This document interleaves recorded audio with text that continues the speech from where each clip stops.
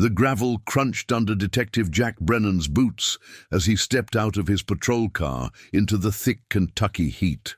The morning of June 14th, 2013, had dawned muggy and oppressive, the kind of summer day where the humidity pressed down on everything like a wet blanket, and the cicadas sang their relentless chorus from the trees. Before him stood the abandoned Whitaker farm, its weathered structures leaning into their own decay after 29 years of neglect. The barn's red paint had long since surrendered to the elements, leaving behind grey wood that seemed to absorb the sunlight rather than reflect it. The farmhouse itself still stood, but its windows gaped dark and empty, and the porch had collapsed on one side, giving the whole structure a lopsided, defeated appearance. Jack had been a detective with the Harlan County Sheriff's Department for 11 years, but the Whitaker case predated his career in law enforcement by nearly 2 decades. He knew the story, though. Everyone in the county knew it. On August 14, 1984, the Whitaker family had simply ceased to exist. Daniel Whitaker, 36 years old, a supervisor at the Black Mountain Coal Company. Linda Whitaker, 34, a second-grade teacher at Harlan Elementary School, who was beloved by her students and known for decorating her classroom with hand-drawn murals of Kentucky wildlife. Their daughters, Rebecca, age 8, and Amy, age 5, had been ordinary children in every way, riding bikes, playing with dolls, fighting over toys the way sisters do. And then they were gone, all 4 of them, vanished without a trace on a hot August night. The initial investigation had been thorough, or at least as thorough as small-town police work could be in 1984. The family's car had been found in the driveway, keys still hanging by the front door. Daniel's wallet sat on the kitchen counter with $63 still inside. Linda's purse was in the bedroom, her driver's license and credit cards untouched. The house showed no signs of forced entry, no evidence of a struggle, nothing to suggest what had happened to its occupants. It was as if they'd been lifted out of their lives by invisible hands. If you're watching this story unfold, please take a moment to subscribe to our channel and let us know in the comments where you're watching from. Your support helps us bring these important stories to light. Over the years, theories had proliferated. Some people believed Daniel had gotten involved with drug trafficking. The coal mines were struggling in the early 80s, and desperate men sometimes made desperate choices. Others whispered about domestic violence, suggesting that Daniel had killed his family and fled, though there was no history of abuse and no evidence to support such claims. A few elderly residents still muttered about the old families that had feuded in these mountains for generations, hinting at revenge and blood debts, though the Whitakers had no known enemies. The case had been featured on local news programs, and in 1992 it had even made it onto an episode of Unsolved Mysteries, but the attention had generated no useful leads. The Whitakers had simply disappeared, and the world had eventually moved on, as the world always does. But 3 days ago, everything had changed. Greg Patterson, a developer from Lexington who'd purchased the Whitaker property at auction, with plans to build a small subdivision of ranch-style homes, had been surveying the barn when the floor gave way beneath him. He'd caught himself on a support beam, avoided falling into the darkness below, and when he'd shined his flashlight into the hole, he'd seen something that made his blood run cold. A concrete stairway descending into the earth, and at the bottom, a heavy steel door secured with a padlock that had rusted but still held. Jack descended into the barn now, Greg Patterson trailing nervously behind him. The developer was a soft man in his 50s, with a paunch that strained against his polo shirt and sweat darkening the fabric under his arms, despite the relative cool of the barn's interior. "I didn't touch anything else," Patterson said for the 3rd time since Jack had arrived. "Just looked with my flashlight and called you guys." The hole in the barn floor was about 6 feet across, the boards around it splintered and rotted. Jack could see where decades of moisture and wood-boring insects had weakened the structure, until Patterson's weight had been enough to finish the job. He knelt at the edge and aimed his own flashlight down into the space below. The beam illuminated rough concrete steps, maybe 8 or 9 of them, leading down to a small landing. The door at the bottom was definitely steel, though rust had spread across its surface in orange-brown patterns that looked almost organic, like lichen growing on a rock. The padlock was heavy-duty, the kind you'd use to secure a storage unit or a shed containing valuable equipment. "Did you know this was here?" Jack asked. Patterson shook his head vigorously. "No idea. I bought the property site unseen, really. Just wanted the land. I knew the barn was going to have to come down, but I figured I'd salvage what wood I could first. When I fell through, I thought I'd just found a regular cellar, you know. But that door, that's not normal." Jack had to agree. Root cellars were common enough on old Kentucky farms. Almost every homestead built before 1950 had some kind of underground storage for vegetables and preserves, keeping them cool in summer and from freezing in winter. But they didn't typically have steel doors and padlocks. Most root cellars had simple wooden doors, if they had doors at all. Some were just holes in the ground, covered with boards and dirt. He called for backup and a forensics team, then settled in to wait. The summer heat made the barn feel like an oven, and Jack found himself thinking about the Whitakers, trying to imagine what might have led them to disappear. He'd read the case file so many times he could recite passages from memory. Daniel Whitaker had been described by co-workers as reliable and even-tempered, the kind of man who showed up on time and did his job without complaint. Linda had been more outgoing, active in the Methodist Church and the local PTA. The marriage had seemed stable. Friends reported no signs of trouble, no arguments beyond the ordinary disagreements that all couples experience. The girls had been healthy, happy, doing well in school. The forensics team arrived 2 hours later, led by Dr.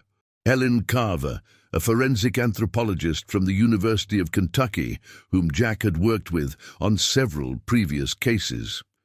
She was a woman who'd seen enough death to be unsentimental about it, but still maintained a deep respect for the victims whose stories she helped uncover. She examined the collapsed floor carefully, photographing everything from multiple angles before allowing anyone to descend the stairs. "This structure is old," she said, running her gloved hand along the concrete. "Built at the same time as the barn, I'd guess, or shortly after. The concrete has that particular texture you see in poured foundations from the 70s and 80s. But someone maintained it. That door isn't original to the construction. It's been installed more recently, probably within the last 30 to 40 years. Jack felt his pulse quicken.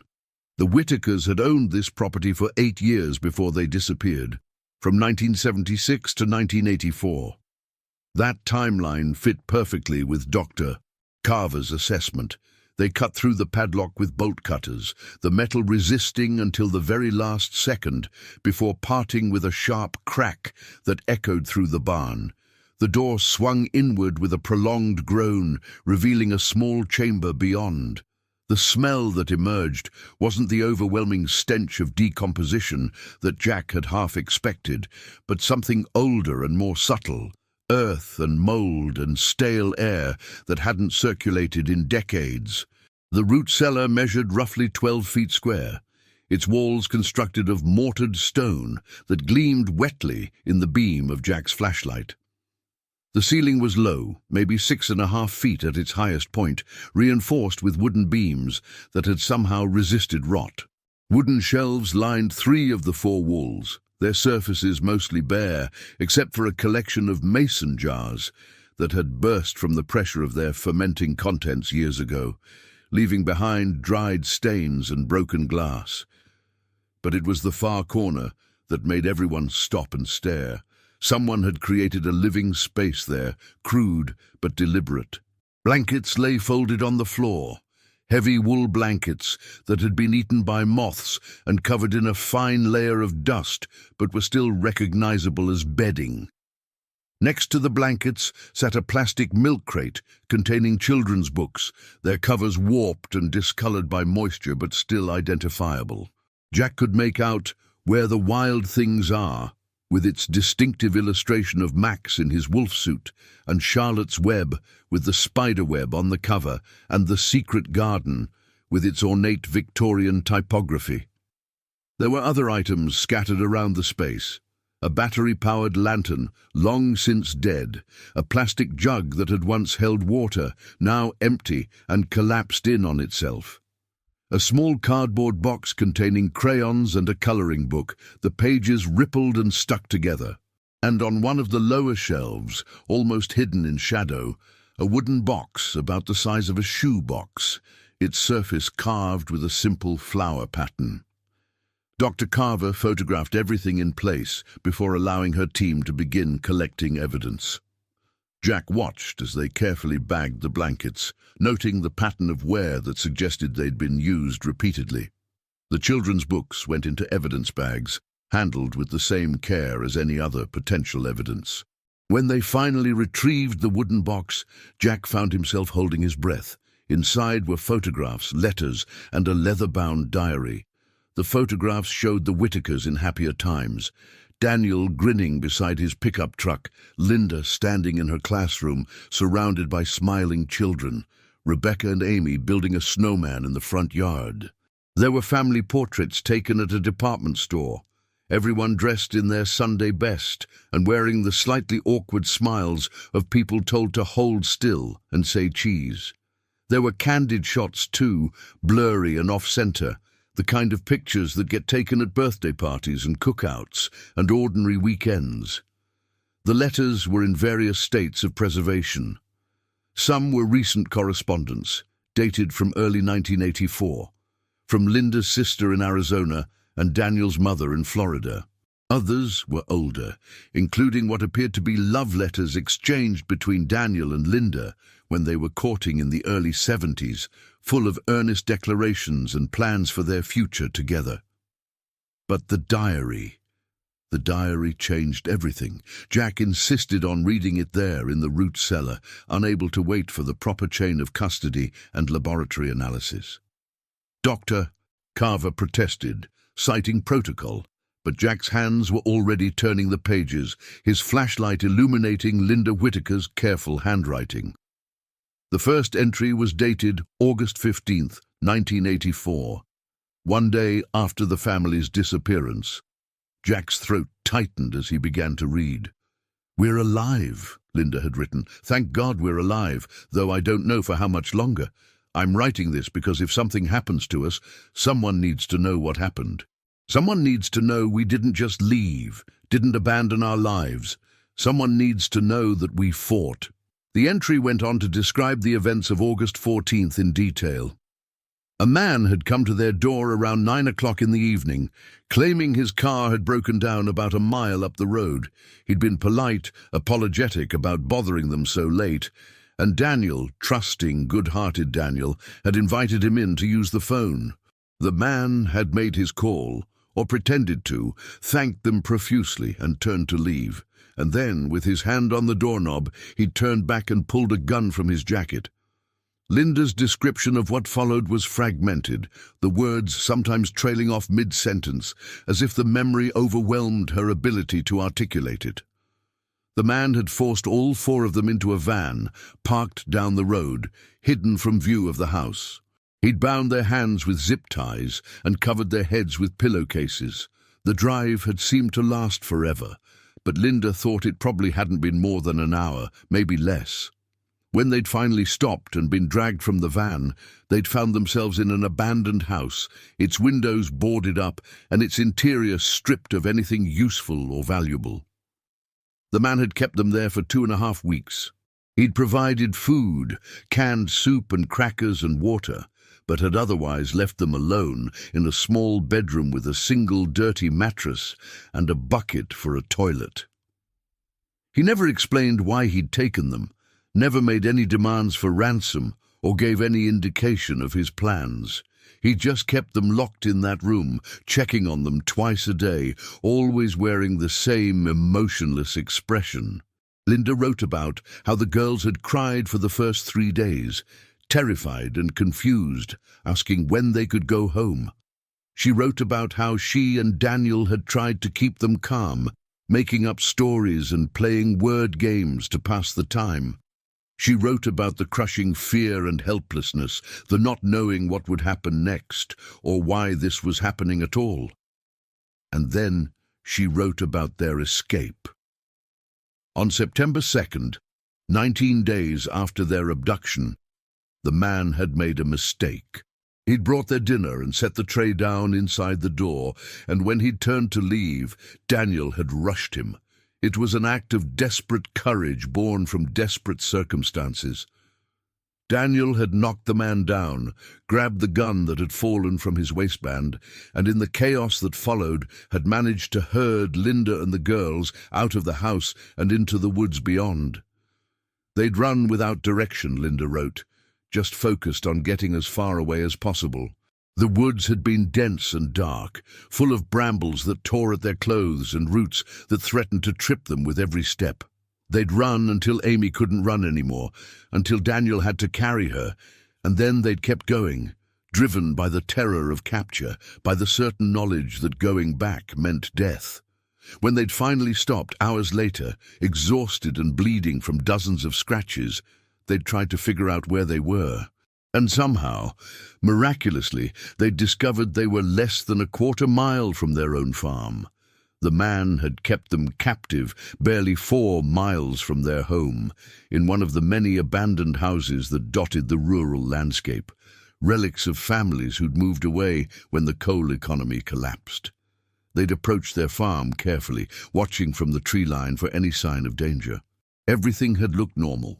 The house dark and quiet, Daniel's truck still in the driveway, the barn door slightly ajar as he'd left it. They'd waited until dawn, until the sun came up and revealed no hidden threats. And then Daniel had told Linda to take the girls to the root cellar. He'd built it the previous spring, Linda explained in the diary, wanting to surprise her with a proper place to store the vegetables from her garden. She'd known he was working on something in the barn, but he'd made it a mystery, refusing to show her until it was complete. It was a good root cellar, well insulated and cool, with strong walls and a door that locked from the inside.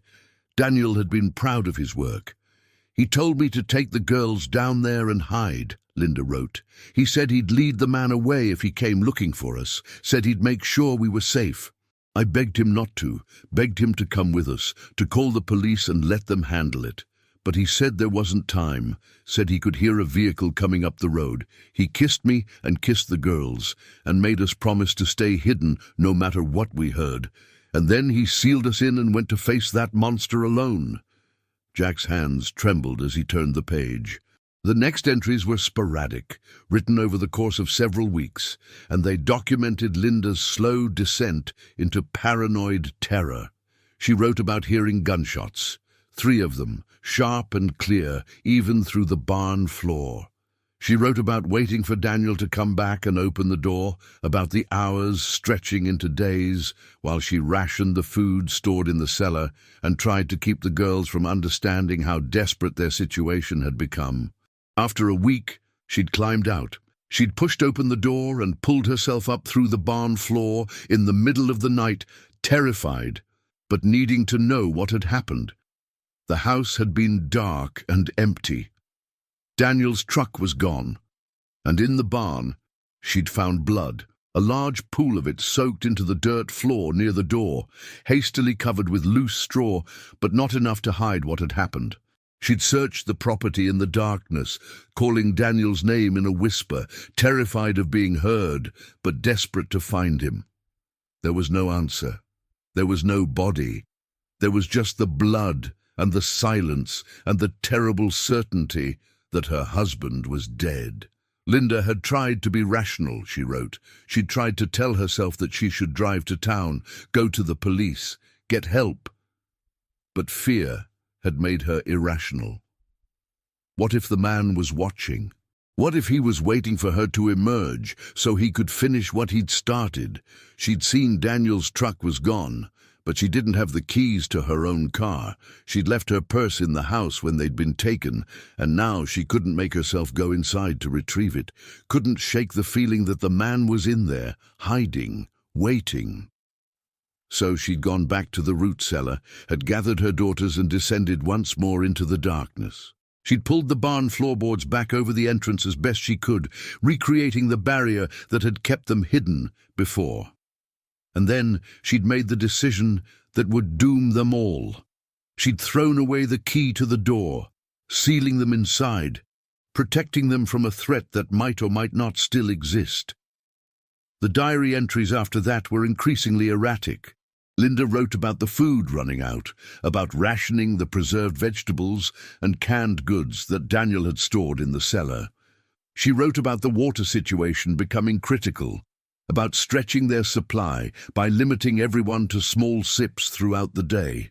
She wrote about the girls getting sick, first Amy, then Rebecca, their small bodies unable to cope with the stress and poor nutrition. She also wrote about the footsteps. Every few days, she claimed, she could hear someone walking in the barn above them. Heavy footsteps, deliberate and slow, as if someone was searching for something. The footsteps would circle the barn, pause, then leave. Each time she heard them, Linda became more convinced that the man who'd taken them was still out there, still hunting them, and that emerging from the cellar meant certain death. "I made a terrible mistake," she wrote in an entry dated October 15th, 1984. "I should have gone for help. I should have trusted the police to protect us, but I was so afraid, and fear makes you do things that don't make sense. I thought I was keeping my babies safe, but I'm killing them. We're all dying down here in the dark, and it's my fault." The entries became shorter and harder to read as October progressed. Linda's handwriting deteriorated from neat cursive to barely legible scrawls. She wrote about Amy becoming delirious with fever, about Rebecca too weak to stand. She wrote about her own failing strength, about the certainty that they wouldn't survive much longer, and she wrote about her guilt, the crushing weight of knowing that her fear had trapped them more effectively than any lock. The final entry was dated October 31st, 1984, Halloween, though Linda made no mention of the date's significance. Her writing was barely visible, the pen strokes weak and wavering. "I can hear footsteps again," she'd written. "He's up there, I know he's up there. God forgive me for what I've done to my children. God forgive me for not being brave enough to save them. I tried so hard to protect them, and instead I've killed them. Daniel died trying to keep us safe, and I've wasted his sacrifice. I've destroyed our family. If anyone ever finds this, please know that we loved each other. Please know that I tried. Please know that I'm so sorry." Jack stood in the root cellar, the diary in his hands, tears running down his face, despite his best efforts to maintain professional composure. Around him, Dr. Carver's team continued their meticulous documentation, but everyone had gone quiet, the weight of what they'd discovered pressing down on them like a physical force. "There are no bodies," Dr. Carver said quietly, breaking the silence. "But there was definitely decomposition here. I can see the staining on the floor, the chemical signatures in the soil. Multiple bodies, I'd guess, based on the distribution pattern." Jack nodded, unable to speak. The question now was what had happened to the remains. If the Whitakers had died in this cellar, sealed in by Linda's fear-driven decision, who had removed their bodies, and why? He spent the next 3 days consumed by the investigation. The forensics team processed every inch of the root cellar, collecting samples of everything: hair fibers from the blankets, fingerprints from the diary and the wooden box, soil samples from the floor, even air samples to analyze the chemical composition. Blood typing from the soil stains confirmed that at least some of it belonged to type A positive, Linda Whitaker's blood type, according to medical records retrieved from her doctor's office, which had closed in 1997 but still had archived files in storage. The fingerprints were old and degraded, but viable enough for analysis. They matched prints on file for Linda Whitaker from her teaching credential application and Daniel Whitaker from his commercial driver's license. The hairs recovered from the blankets provided mitochondrial DNA that could be compared to living relatives, Linda's sister, Daniel's mother, both still alive and eager for any information about their missing family. But still, there were no bodies. And without bodies, Jack couldn't definitively say what had happened to the Whitakers. The diary told their story up to a point, but it didn't explain where they'd gone after death, didn't explain who had opened that sealed room and removed what remained. The answer, when it finally came, arrived from an unexpected direction. Jack had released a carefully worded press statement about the discovery, hoping to generate new leads without revealing too many details that might inspire false confessions or conspiracy theories. Within 48 hours of the statement going public, he received a phone call from a woman named Patricia Hensley, who lived in Marion County, 3 counties east of Harlan. Patricia was 68 years old now, retired from her career as a registered nurse, living alone in a small house outside of Lebanon. Her voice on the phone was thin and uncertain, as if she wasn't sure she should be making this call at all.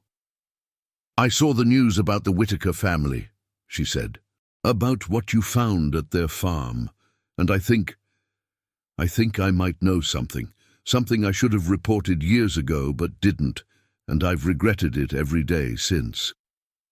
Jack grabbed a notepad, his pulse quickening. "What do you remember, Miss Hensley?" "It was late November 1984, she began. "I was working night shift at the hospital in Lexington, and I was driving home around 2 in the morning. I always took the back roads because it was faster than the interstate, even though it meant driving through some pretty isolated areas.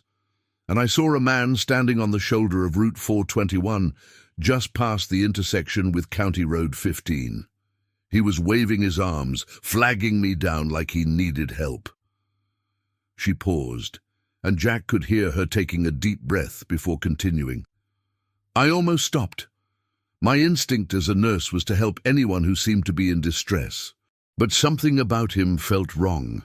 It was the way he was standing, maybe, or the expression on his face. I couldn't see it clearly, but his body language was off. Not panicked like you'd expect from someone who really needed help, but calculated, predatory. So I kept driving, and as I passed him, I looked in my rearview mirror." "What did you see?" Jack asked, though he had a sinking feeling he already knew. He got into a van that was parked just off the road, dark blue, older model, with rust around the wheel wells, and for just a second before he closed the door, I could see into the back of the van. There were shapes in there, Miss Brennan. People, I think, though they weren't sitting up or moving. They were just lying there, slumped over, and I told myself I was imagining things, that I was tired from my shift and seeing things that weren't really there. But I never forgot that van, or the way that man had tried to flag me down. Jack's mind was racing. "Did you get a look at the man? Can you describe him?" "Tall," Patricia said immediately, "maybe 6 foot or a little over. Thin but not skinny, wiry, like someone who worked with their hands. He was wearing a baseball cap pulled low and a dark jacket, even though it was relatively warm that night. White male, probably in his 30s or early 40s based on the way he moved." It wasn't much, but it was more than they'd had before. Jack thanked Patricia profusely, took down all her contact information, and immediately began cross-referencing missing persons cases from 1984 with vehicles matching that description.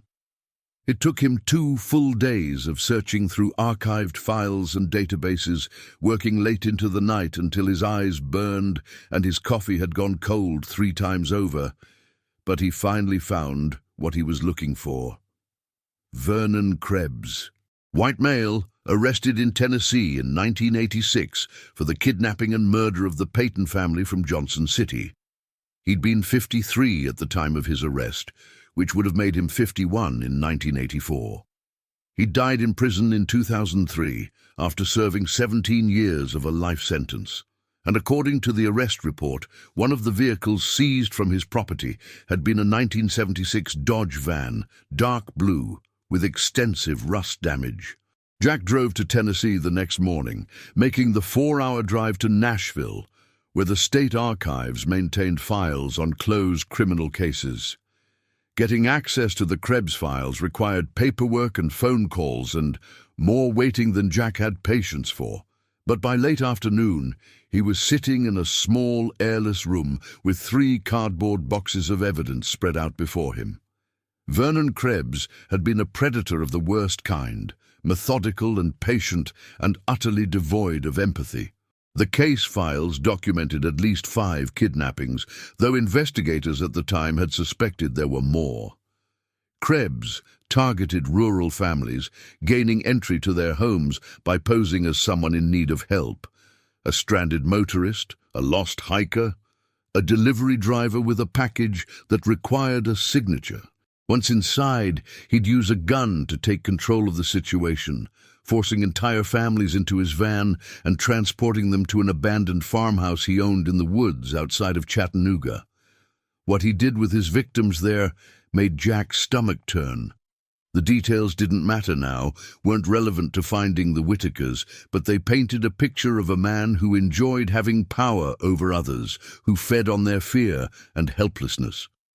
Most of his victims hadn't survived more than a few weeks. The ones who had escaped, who had eventually led police to Krebs, had been traumatized beyond anything Jack could imagine. But what caught Jack's attention, what made his breath catch in his throat, was a series of spiral notebooks that had been seized from Krebs's home. The man had documented his crimes in meticulous detail, recording names, dates, and descriptions of his victims. The notebooks weren't evidence of a troubled mind seeking help or understanding. They were trophies, proof of his dominance, a record of suffering that he could revisit whenever he wanted. In the notebook labeled 1984, Jack found an entry dated August 14th.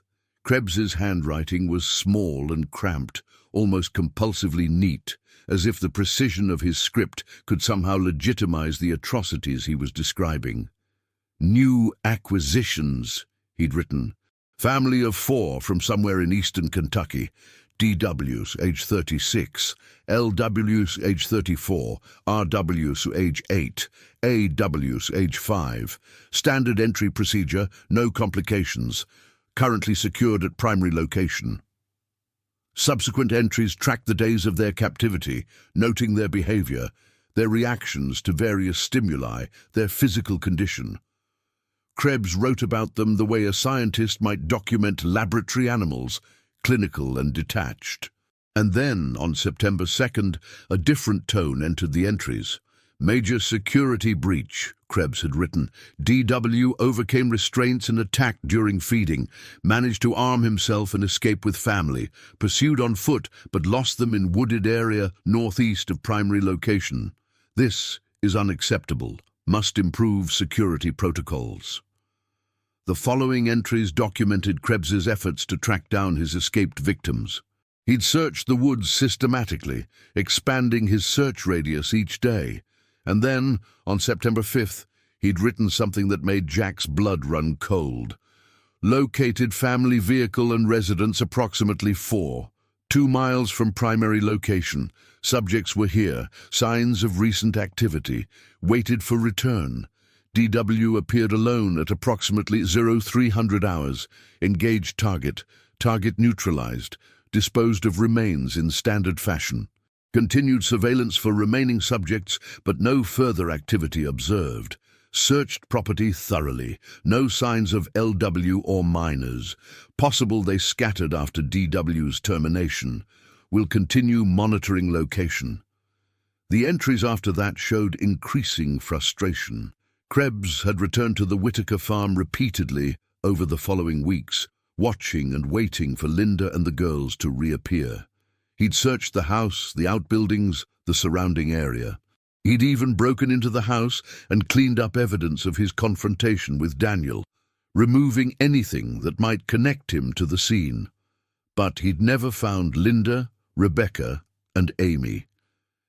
Giving up search as of November 18th, he'd written. Too much time has elapsed. Subjects must have escaped to secondary location or contacted authorities. No police activity observed at property, which suggests subjects either died of exposure or relocated out of area. Acceptable loss. Moving on to new opportunities. But Krebs had been wrong on both counts. Linda and the girls hadn't escaped, and they hadn't contacted the authorities. They'd been less than 50 feet away from where he'd been searching, sealed in a root cellar he didn't know existed, slowly dying while he walked above their heads. Jack sat in the archives room for a long time after he'd finished reading, trying to process what he'd learned. The tragedy of the Whitakers wasn't just that they'd been victimized by a monster like Vernon Krebs. It was that they'd almost escaped, had actually made it home, only to be destroyed by fear and misunderstanding. If Linda had gone to the police instead of hiding, if she'd trusted that help was available, she and her daughters would have survived.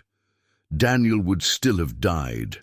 That outcome seemed inevitable once Krebs had found them. But the rest of the family could have lived. The question remained, though, what had happened to their bodies? Krebs's notebook entries ended in November 1984, but the man had continued his predations for another 2 years before being caught. Had he returned to the farm at some later date? Had he somehow discovered the root cellar and removed the evidence of their deaths? The answer came from forensic analysis of soil samples taken from the woods surrounding the Whitaker property. Dr.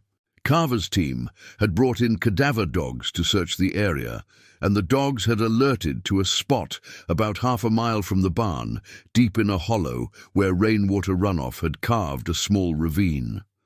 The ground there showed signs of having been disturbed and then left to settle, a subtle depression that wouldn't have been visible to anyone who wasn't specifically looking for it. Excavation of the site took 2 days and revealed what everyone had feared they'd find. The remains were scattered and partially decomposed, damaged by decades of exposure to the elements and the attention of scavengers. But dental records and DNA analysis confirmed their identities. Linda, Rebecca, and Amy Whitaker had been buried together in a shallow grave, their bodies positioned with surprising care, almost tenderly, as if whoever had placed them there had wanted to preserve some measure of dignity in death. Daniel Whitaker was found separately, his remains buried closer to the barn in a spot where the ground had been disturbed and hastily refilled. Forensic anthropologists examining his skeleton found evidence of gunshot trauma, a bullet fragment embedded in his ribcage, consistent with a high-caliber handgun like the ones Krebs was known to favor. The timeline reconstructed itself in Jack's mind like a horrible puzzle clicking into place. Krebs had killed Daniel in early September 1984, then waited for Linda and the girls to reappear. When they hadn't emerged after 2 months, he'd given up and moved on, believing they'd escaped. But at some point, perhaps in late November or early December, he must have returned one final time. Perhaps he'd noticed something about the barn, some detail that had escaped his attention during earlier searches. Perhaps the floor had been damaged even then, showing signs of the hidden chamber beneath. However it had happened, Krebs had found the root cellar, had opened it and discovered what his actions had wrought, and then he'd buried them. It didn't fit the profile Jack had developed of Vernon Krebs, didn't align with the callous brutality documented in those notebooks, but the evidence was undeniable. Someone had taken the time to move the bodies from the root cellar, had carried them into the woods, had dug graves and placed them to rest. Krebs was the only person who could have known about the deaths, the only person with motive to conceal the evidence. Maybe, Jack thought, even monsters sometimes felt something like remorse. Or maybe Krebs had simply been covering his tracks, eliminating evidence that might someday be discovered and traced back to him. The man was dead now, had died in prison without ever confessing to the Whitaker murders, so Jack would never know for certain. What he did know was this. On a cold November morning in 2013, 29 years after their deaths, the Whitaker family was finally coming home. 4 caskets were arranged at the front of the Methodist church where Linda had taught Sunday school and Daniel had served as an usher. The service was small. Most of the people who'd known the Whitakers had died or moved away in the decades since their disappearance. But Linda's sister Janet had flown in from Arizona, her face etched with a grief that had never fully healed because it had never had resolution. Jack attended the funeral in his dress uniform, standing at the back of the church and watching as the minister spoke about loss and faith and the hope of resurrection. Janet approached him afterward in the cemetery, gripping his hands with surprising strength despite her 70 years. "Thank you," she said simply. "Not knowing was worse than anything I could have imagined. At least now they can rest. At least now I know what happened to my sister." Jack nodded, not trusting himself to speak. He thought about Linda's diary, about her final words written in failing strength. "God forgive me for what I've done to my children." She'd been a victim trying desperately to protect her family with the only resources available to her. The tragedy was that those resources, fear, caution, the instinct to hide from danger, had become the very things that killed them. In the weeks that followed, Jack wrote his final report on the Whitaker case. He documented everything they'd discovered: the root cellar, the diary, Vernon Krebs and his notebooks, the graves in the woods. He reconstructed the timeline of events as accurately as the evidence allowed, from the night of the abduction through Daniel's death and Linda's fateful decision to seal herself and her daughters in the cellar, through the weeks of slow deterioration until they'd finally succumbed to dehydration and illness, and finally to Krebs's discovery of their bodies and his decision to bury them. The official finding was that the Whitaker family had been victims of Vernon Krebs, already deceased, and that while he'd never been charged with their murders, the evidence was conclusive. The case was closed, filed away in the archives where it would gather dust alongside hundreds of other tragedies that had shaped and scarred the people of Harlan County. But Jack kept copies of the case file in his personal records, and sometimes, late at night, when sleep wouldn't come, he'd open it and read through Linda's diary again.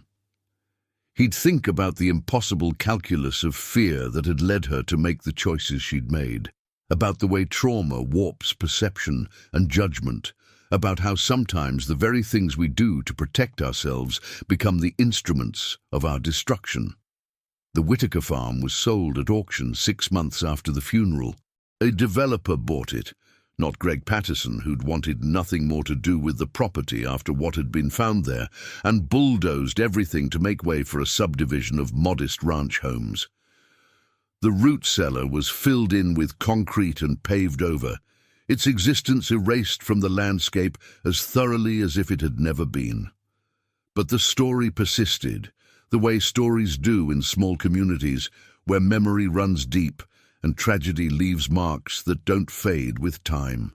People talked about the Whitakers in hushed voices at the diner on Main Street, at the Walmart in the neighboring town, at church socials and high school football games. The details got embellished and distorted with each retelling. Some people claimed the root cellar was haunted, that you could hear children crying if you stood where it used to be. Others said Linda had gone mad, that she'd murdered her own children in a fit of paranoia and then taken her own life. The truth, documented in police reports and forensic analyses, couldn't compete with the dramatic power of legend. Years later, after Jack had retired from the sheriff's department and moved to Florida to be closer to his grandchildren, he still thought about the Whitakers. He'd wake sometimes in the humid pre-dawn darkness, thinking about Linda in that sealed root cellar, listening to footsteps above her, convinced that death was waiting just beyond the door. He'd think about Rebecca and Amy, children who'd never had the chance to grow up, who'd died in darkness because their mother loved them enough to hide them but couldn't trust enough to seek help. And he'd think about Daniel, who died trying to lead a killer away from his family, never knowing that his act of sacrifice would doom them as surely as if he'd done nothing at all. The saddest part, Jack thought, was how close they'd come to survival. If Linda had trusted the police, if she'd believed that the danger had passed, if she'd been able to overcome the trauma-induced paranoia that kept her sealed in that cellar, any one of those things might have saved them. They'd been less than 10 miles from a hospital, less than 5 miles from the sheriff's office, less than 2 miles from neighbors who would have helped without hesitation. Help had been available, safety had been possible. But trauma had stolen Linda's ability to believe that, had convinced her that the only path to survival was continued hiding, and that belief had killed her and her daughters as effectively as any bullet. The padlock that had sealed the root cellar had been destroyed as part of the evidence disposal process, but Jack had kept photographs of it. He looked at them sometimes, marveling at how something so simple, a piece of metal and a key that Linda had thrown away to ensure no one could force the door open from outside, had become the final barrier between the Whitakers and their survival. It was a lock designed to keep danger out, but it had kept them in, trapped by their own fear in a tomb of their own making. In the end, Jack thought, the Whitaker case was a story about the lasting damage that violence inflicts, not just on bodies, but on minds and spirits. Vernon Krebs had taken everything from the Whitaker family, their security, their trust, their lives. But he'd also taken Linda's ability to hope, to trust, to believe that rescue was possible. And that theft, invisible and insidious, had been just as deadly as any weapon. The subdivision built on the old Whitaker property thrived, filling with young families who knew nothing about what had happened there. Children rode bikes on the street where the barn had stood, played in yards planted over the spot where the root cellar had been. Life moved on, as life always does, indifferent to the tragedies of the past. But in Harlan County, in the diner on Main Street, and the Methodist church where Linda had taught Sunday school, people still remembered.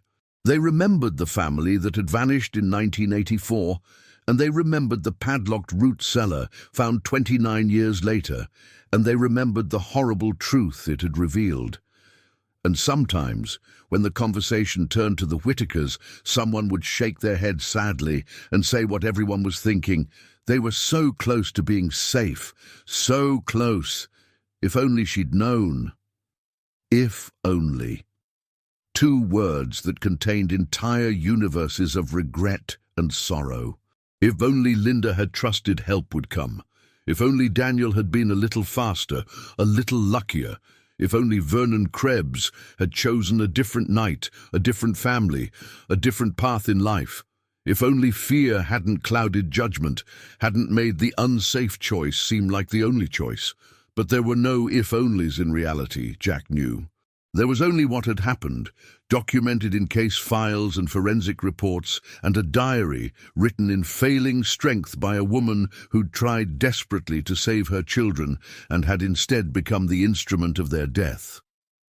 The Whitakers had loved each other, had fought to survive, had done the best they could with the resources available to them. That those resources had proved inadequate, that their best efforts had led to tragedy, didn't diminish their courage or their love. It just made their story unbearably sad.